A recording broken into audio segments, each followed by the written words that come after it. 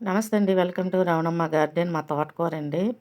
ఇంగో పాలకూర, టమాటీలు చూడండి, ప్రతి చెట్టు గుత్తు గుత్తులు కాస్తుందండి ఈసారి టమాటాలు. పాలకూర కూడా చాలా హెల్తీగా పెరిగింది చూసారా.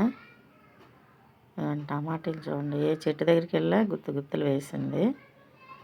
ఇదిగోండి చూసారా, చెరుకు వేసాను, చిగురు పెట్టింది.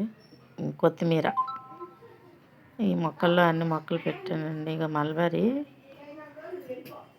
ప్రూనింగ్ చేశాక మళ్ళీ ఎన్ని చెట్టు నింపుకి వచ్చేసాయి. పాలకూర అండి చూడండి ఎంత హెల్దీగా ఉందో. దొండకాయ పాదండి, పాద తీసి అందులో పెట్టాం గ్రో బ్యాగ్లో. తోటకూర కోసుదామండి. తోటకూర చూడండి ఎంత హెల్దీగా వచ్చిందో. ఈ కూరలన్నీ, ఈ ఆకుకూరలన్నీ విత్తనాలు జల్లి చిన్న మొక్కలు వచ్చాక నేను హైదరాబాద్ మా పాప దగ్గరికి వెళ్ళవలసి వచ్చిందండి. పాప చిన్న అవసరం పడి అక్కడికి వెళ్ళి మా ఆయన గారికి నేను చెప్పాను, 10 రోజులు ఉంటాను, మీరు నీళ్ళు పోసి మొక్కలు మాత్రం జాగ్రత్తగా పెంచండి అని 10 సార్లు చెప్తే కానీ చెప్పానండి. నాకు ఆయన ఒక దశరథ్ చేస్తానని చాలా చక్కగా నీళ్ళు పోసారు. ఇదే ఫస్ట్ టైం ఆయన అంత జాగ్రత్తగా 10 రోజులు మొక్కలు చూసుకోవడం. నేను వచ్చేసరి తోటకూర బాగా ముదిరిపోయి విత్తనాలతో అయిపోయింది. ఉన్నకాడికి తోటకూర లేత కోసి కొంచెం ముదురు తోటకూర పక్కన పెట్టేసాను. పాలకూర ఇవ్వండి ఎంత బాగా వచ్చాయండి. పాలకూర చూడండి, ఈ గోబ్రాగులో వేసాను, మళ్ళీ చిన్న టబ్బులో వేసానండి. టమాటా మొక్కలు మాత్రం ఎక్కడ చూసినా టమాటాలేనండి. ఎప్పుడైనా ఆకుకూరలు కోసేటప్పుడు సగంలోనే తుంచేయాలండి, వేలుతో లాగకూడదు. మనకు అలా చేస్తే 2-3 సార్లకి మనకు వస్తుంది ఆకుకూర. ఇప్పుడు వేలుతో లాగేసామనుకోండి ఒక ట్రిప్గా అయిపోతుంది. అదే సగంలో చిక్కి మనం పక్కన పెట్టుకుంటే ఆ వేలు ద్వారా మళ్ళీ మనకి ఆకుకూర తయారైపోతుందండి. ఎప్పుడైనా ఆకుకూరలు ఇలా కోసుకుంటేనే మంచిది.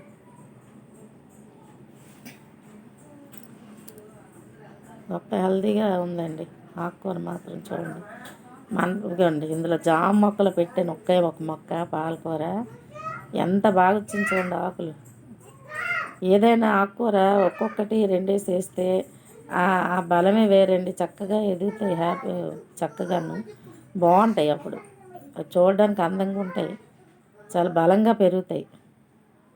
ఒక్క దగ్గర ఇన్ని వేసుకునే కంటే ప్రతి కుండీలో 2 మొక్కలు వేసుకుంటే ఎంత హెల్తీగా పెరుగుతాయో ఆకుకూరలు మాత్రం. ఇవ్వండి టబ్లో వేసింది ఇది. ఇందులో టమాటా మొక్కలు అన్నీ లేచిపోయాయండి. టమాటీలు విపరీతంగా లేచాయండి ఈసారి. వంగ, బెండ, టమాటాలు, కొత్తిమీర అన్నీ పెట్టానండి ఈసారి. అన్నీ పెట్టి నేను క్యాంప్ వెళ్ళి వచ్చాను. ఈ మొక్కలు ఏమైపోతాయని ఆలోచనతోటే ఉండేదాన్ని. వచ్చేసరికి చక్కగా ఎంత ఏపుగా ఎదిగాయి ఆకుకూరలు అన్నీ చక్కగా ఉన్నాయి మొక్కలు. చిక్కుడుకాయలు అండి, ఎన్నోసార్లు చిక్కుడుకాయలు 2 సార్లు వీడియో చూపించాను, ఎన్నోసార్లు వీడియో చేయకుండానే కోస్తానండి. అస్తమానంగా చిక్కుడుకాయలు ఏం చూపిస్తామని. ఆ చిక్కుళ్ళు మరి ఇప్పుడు బాగా కాపు కదండి, ఇప్పుడే ఈ సీజన్లో కాస్తాయి. ఈ పచ్చిమిర్చి కూడా చూడండి ఎన్ని ఉన్నాయి. ఈ చెట్టుకి నేను 3 సార్లు కోసాను, ఇది 4గోసారి హార్వెస్ట్ చేయడం. ఎన్ని కాయలు కాస్తుందండి చెట్టు చూడండి. అలా కోస్తాను, ఎన్ని కాయలు అవుతాయో. గుత్తులు ఈ చెట్టుకి మరి విపరీతం కాపు చెట్టు. ఇంట్లో ఒక ఎండుమిరపకాయ తీసి విత్తనాలు వేసి ఆ మొక్కలు వస్తే అది ఒక కుండీలో ఒకటి నాటాను.